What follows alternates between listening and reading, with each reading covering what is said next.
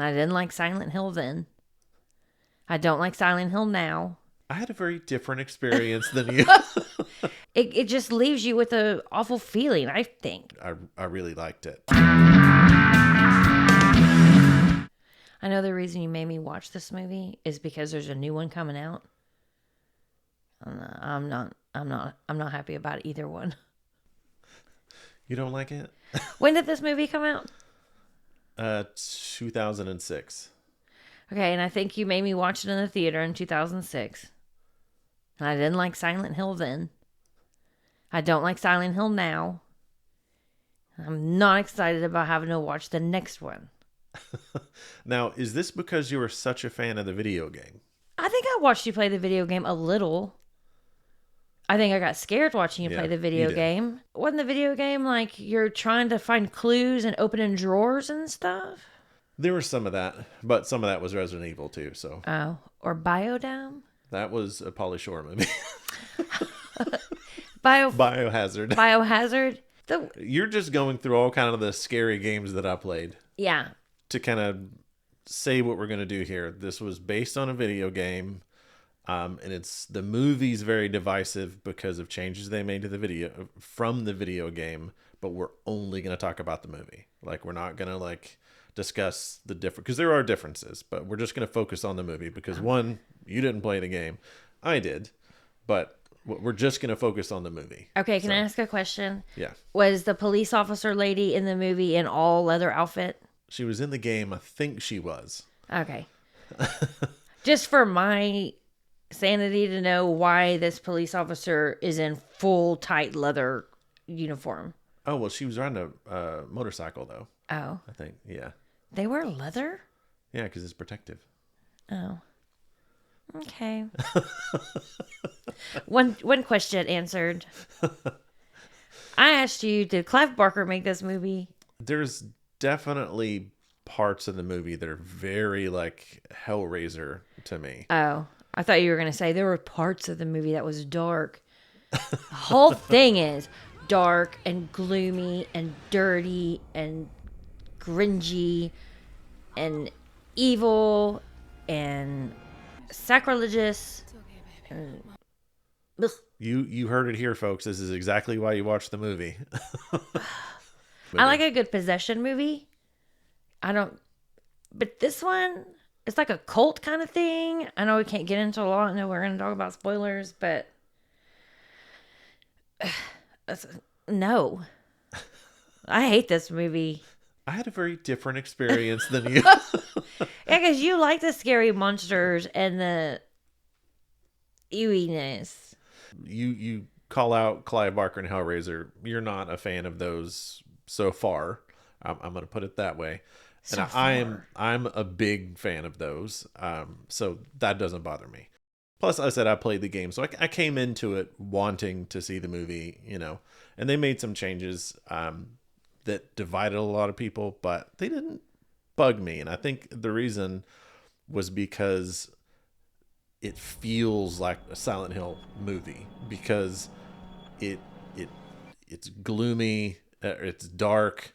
They pull a lot of this, the scary elements from it, the horn, where the walls start peeling and floating up, and a lot of those really cool character monsters are in the movie. They do a really good job. Like that cone, that metal cone head one that has the ginormous sword. I feel like he was maybe in the game. He was, but I can't remember if he was in the first one or if he was in the second. I love how we said we're not going to compare it to the game, and I keep saying things like, "But wasn't that in the game?" Yeah. But I feel like I remember that character, and he's scary. I don't like any character that has a cage on their head. Yeah. It's so disturbing to me. Yeah. Like in 13 Ghosts, where they had the ghost that was in the cage box. I don't know why. It's confining or like a straitjacket. Like, you have a little bit of claustrophobia, so that you need to be free. Yeah, but I liked all of those things. I thought they were really cool. A lot of it was practical. They did have some CGI that kind of helped with some things, but a lot of it was practical, which I thought was really cool. The nurses, I mean, those are iconic. They did those really well. I forgot about them. Now that's in there. Okay, so for me, I um I I was okay with the changes they made. It made for a good movie for me, and maybe it's just because I like the horror aspects of it and those visuals and stuff like that so much that I can kind of let go of some of the acting is a little off. Some of the acting to me gets a little on the whiny side, but overall, I really liked it. But so yeah, but obviously you're. So what is it for you? I'd say it's a full price. I'd go with a full price on it. Okay. Yeah. Shocker. For me, it's a don't bother. Not even a streamer. You're just a don't bother. No, it just leaves you with a awful feeling, I think.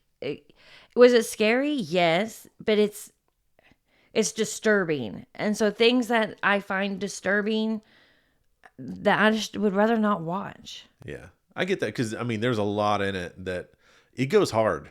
I mean, yeah, I forgot some of the things that were in it. Then when we watched it, I was like, oh yeah, that's right. It's very Hellraiser, Yeah, and that's too much for me. yeah. So, no, thank you. Can't wait to see the next one. Yeah, I say thank you. Can't wait to see that. So, And we couldn't find it streaming on anything unless we were missing something. yeah, But you can rent it on like everything. Yeah, pretty much everything. Yeah. Prime, Apple, whatever. Just so people know. So let's get into some spoilers. If you haven't seen the movie, want to go in fresh, pause here or skip. And if you see it, come back and watch one of our other episodes. So Yeah, let's talk about the bathroom scene. A dirty bathroom, which is a no for me. that's a trigger for you. And then I didn't even know for sure what I was seeing in that stall. And let's take a tiny step back. That's a trigger for you so much to the fact that your anxiety dreams are about dirty bathrooms. One of my recurring anxiety dreams, if I'm stressed or something, is a dirty bathroom. Normally the toilets are overflowing or the floors are wet or there's toilet paper everywhere. Yeah, it's a trigger. Mom laughs at me because when we go out in public and I go to the bathroom, I am far away when I tap the stall so I can peek in to see if everything looks. And I'll go through several stalls before I'm like, okay, this one's acceptable. So this scene hits particularly Yeah, hard as soon as she goes into the bathroom, I'm like, nope, I wouldn't even. I know you're looking for your daughter, but I guess maybe I would go into a dirty bathroom to look for Rosie. That was a really cool scene for me. That was a really cool scene because, of course it was. And and this is the one that I forgot about because she goes into the bathroom. It's a dirty bathroom, but she opens up the stall and there's this guy that's contorted, in like pulling his legs back to his head's pulled back, but he's wrapped in barbed wire to keep him that way. I couldn't even tell how his body was morphed, but then I could just see that there was barbed wire, and I was like, nope. And I just looked away, but then you kind of have to see what's going on. And then the room, that's when like the alarms go off, and then the paint peels from the walls, and it goes to kind of like the other world, and he comes to life, and the way he's like crawling out of it, and like I think his tongue's coming out, and he does this thing where he touches the wall and it like spreads out, and like got this kind of like veiny bloody thing like on the, and it took me just out. disturbing and cool. Just really well done. The fact that you're like, it's so cool, but I mean, And you're like, nope. Oh, I hate it so much.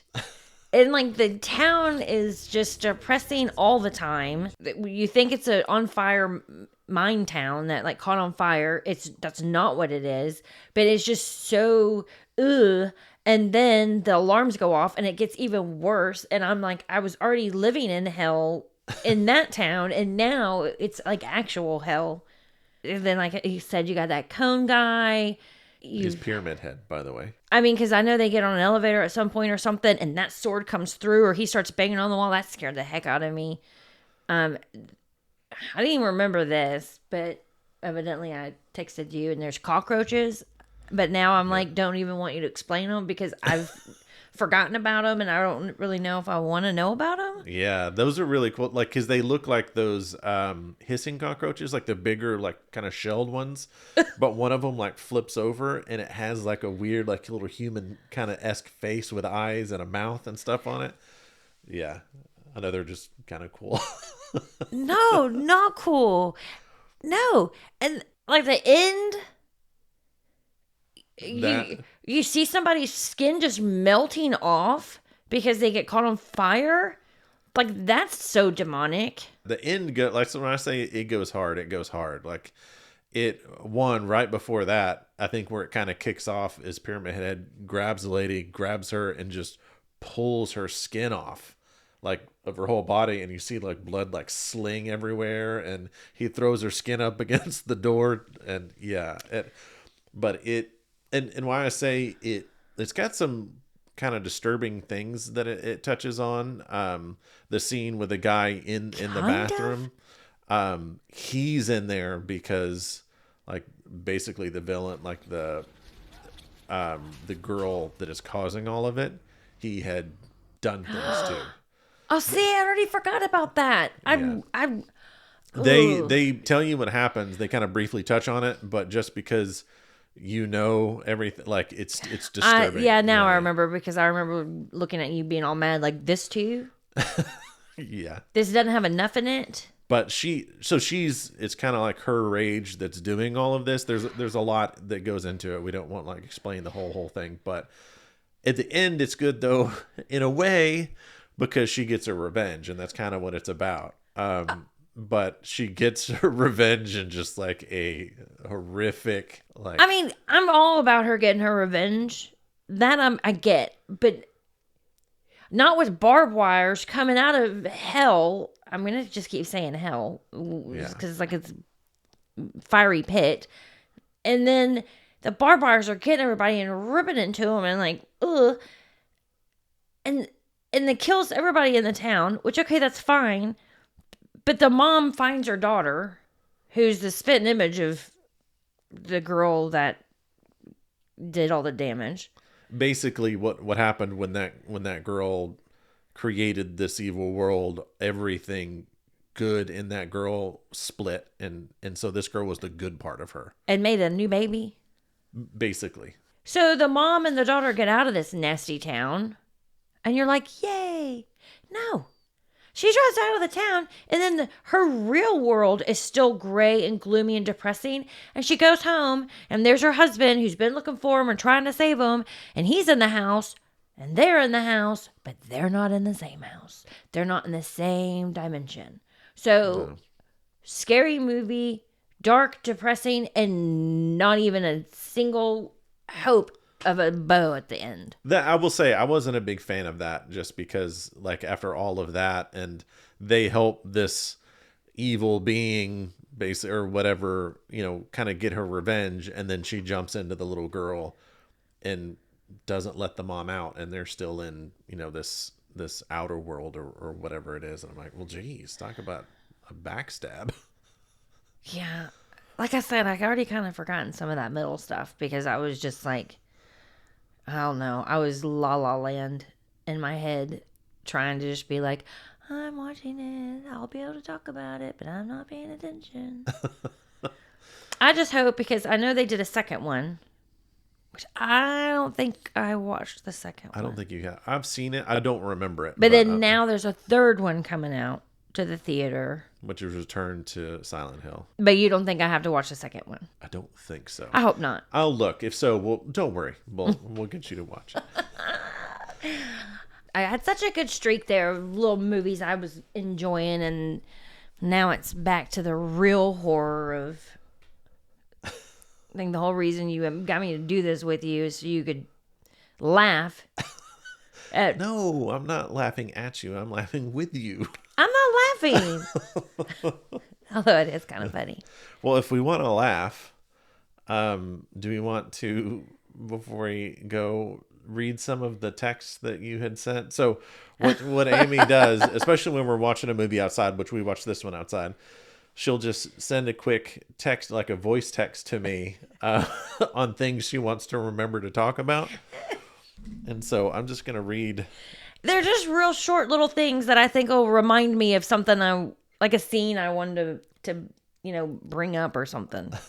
So they don't always sound right because she's doing it via voice, but why, question mark, is the cop's mouth and head bleed? Okay, well, that's because I forgot that she had been in a car accident, right? That she wrecked it, which you explained that to me as soon as I sent it. Yeah. Why did the cop not shoot the weird non-human thing immediately? Question mark.